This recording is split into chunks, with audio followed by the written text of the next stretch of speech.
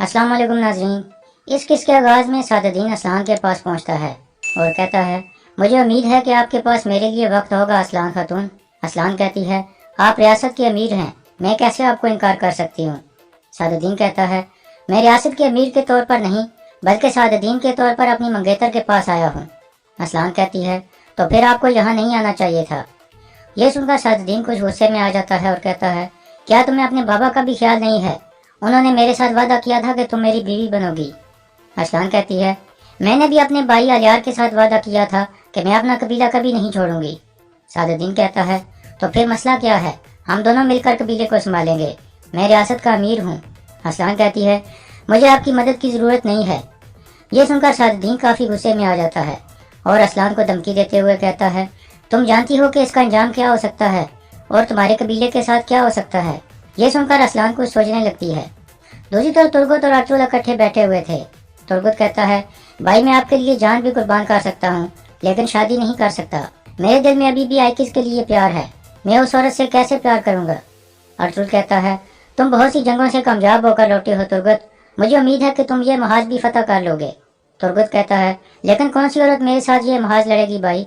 अर्तुल कहता है, असलान खातून। तुर्गत कुछ सोचने के बाद कहता है, उनकी मंगनी तो अमीर सादुद्दीन से हुई है। अर्तुल कहता है, असलान उससे शादी नहीं करना चाहती। अब ये हमारी जिम्मेदारी है कि हम असलान के लिए एक मुनासिब आदमी तलाश करें और तुम एक मुनासिब आदमी हो।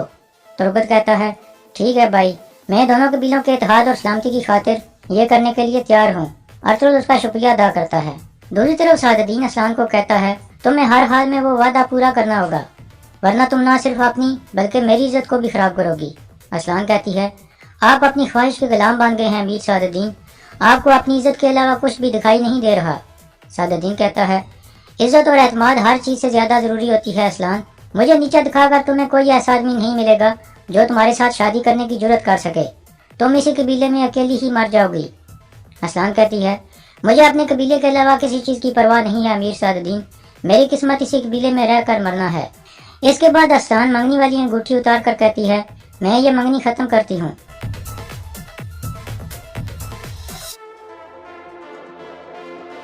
सादुद्दीन धमकी देते हुए कहता है, ये तुम्हें वक्त बताएगा कि तुमने क्या खोया है और आगे तुम क्या खोओगी।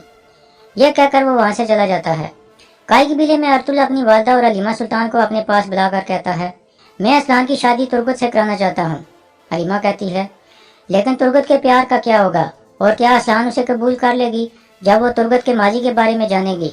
अर्तुल कहता है, तकलीफें बर्दाश्त करने के बाद खुशी मिलती है अलीमा सुल्तान, मेरी तुर्गत से बात हो गई है, अगर असलान ने हाँ कर दी तो तुर्गत उसे कबूल कर लेगा, अब तुम असलान से बात करोगी। अलीमा कहती है, और अमीर सादुद्दीन का क्या होगा, वो तो उनके पीछे पड़ जाएगा। अर्तुल कहता है, वो उनको ज़्यादा नुकसान नहीं पहुंचा सकता, तुर्गत एक मजबूत आदमी है, वो सादुद्दीन की चालों से निपट सकता है और हम भी उनके साथ खड़े होंगे। अगर सादुद्दीन ने कुछ किया तो हम उसके खिलाफ खड़े हो जाएंगे।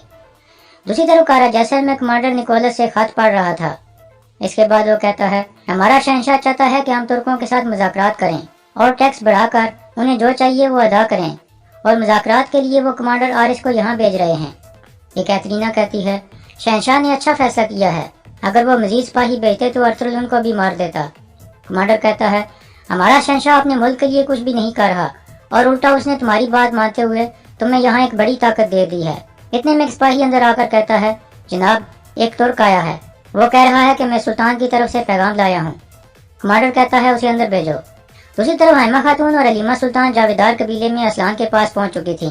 हैमा खातून कहती हैं, हमें अर्तुल ने यहाँ भेजा है, आप मेरी बेटी जैसी हो और अर्तुल के लिए एक बहन की तरह हो।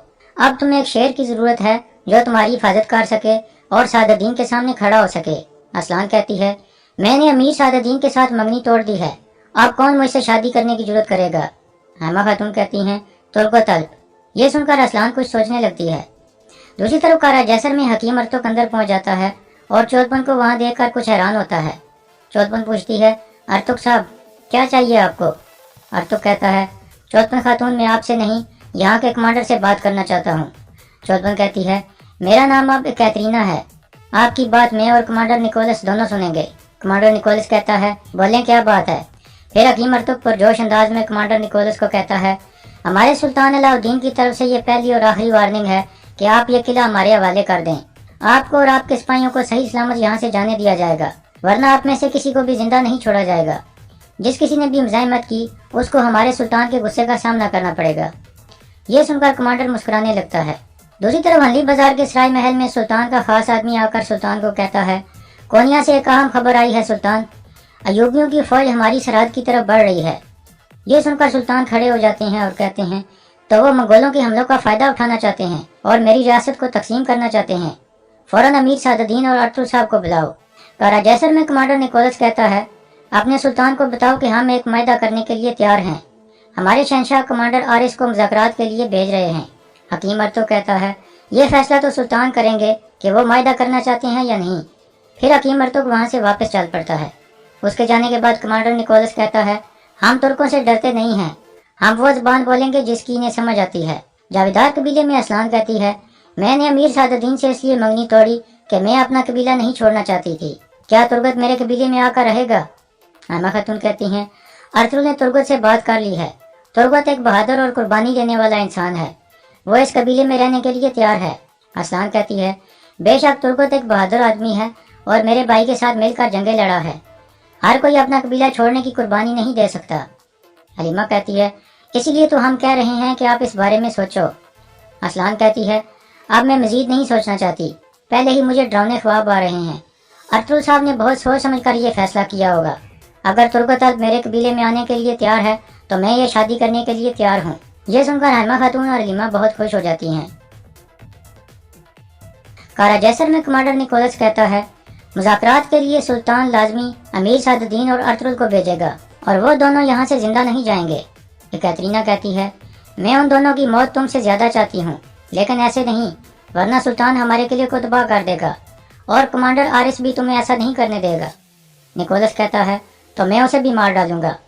اتنے میں ایک سپاہی اندر آ کر کہتا ہے جناب کمانڈر آرس اپنے سپاہیوں کے ساتھ قلعے میں پہنچ چکے ہیں۔ یہ سن کر وہ دونوں باہر کی طرف چل پڑتے ہیں۔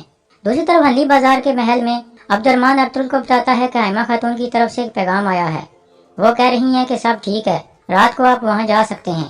یہ سن کر بانسی پوچھتا ہے کیا بات ہے بھائی، کیا کوئی شادی کر رہا ہے؟ ارطغرل کہتا ہے ہاں ترگت کر رہا ہے۔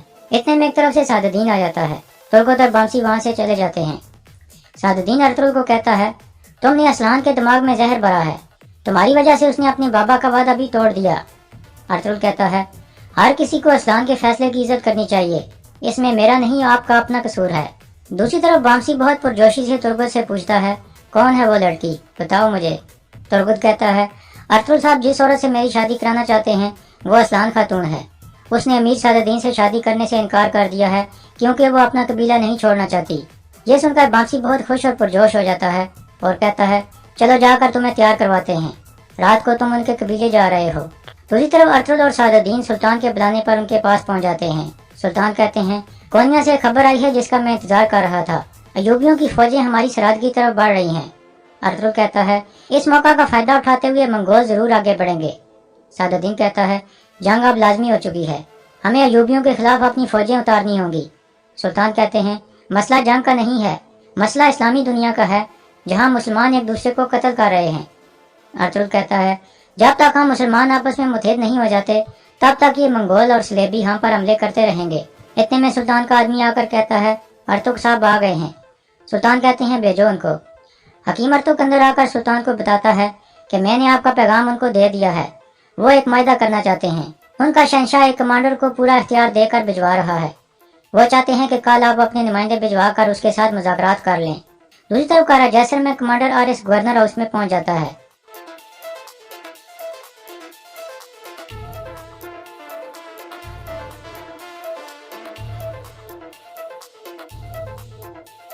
کمانڈر نکولس کہتا ہے آپ نے ہمارے قلعے کو شرف بخشا ہے کمانڈر آرس۔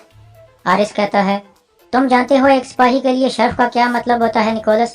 اس کا مطلب ہوتا ہے کہ اپنے کمانڈر کے ساتھ وفادار رہنا اور اس کے لیے مر جانا۔ میں نے سنا ہے کہ تم نے وسولیس کو مرنے کے لیے چھوڑ دیا تھا۔ نکولس کہتا ہے وسولیس آرتھرل کے جال میں پھنس گیا تھا۔ میں قلعے کو خالی نہیں چھوڑنا چاہتا تھا۔ میں شرف سے مرنے کے لیے زندہ ہوں۔ اگر میں نے غلطی کی ہے تو میں قیمت چکانے کے لیے تیار ہوں۔ پھر کمانڈر آرس گھوڑے سے اتر آتا ہے اور اسے کہتا ہے وسولیس نے تمہاری غلطی کی قیمت اپنے خون سے چکائی ہے نکولس۔ اس کے بعد آرس اس کا گلا دبا کر مار دیتا ہے۔ پھر وہ سپاہیوں کو کہتا ہے ایک کمانڈر کے بغیر قلعہ تباہ ہو جاتا ہے۔ اب اس بددیانت آدمی کی لاش کو یہاں سے لے جاؤ۔ اس کے بعد وہ اپنے سر سے ہیلمٹ اتار دیتا ہے اور کیترینا سے پوچھتا ہے کیا آپ کیترینا ہو؟ یہ کیترینا کہتی ہے جی ہاں یہ میں ہوں۔ آرس اس کے آگے جھک کر کہتا ہے میرے ساتھ آئیں، ہمیں کچھ بات کرنی ہوگی۔ یہ کہہ کر وہ اندر کی طرف چل پڑتا ہے اور یہاں اس قصے کا اختتام ہو جاتا ہے۔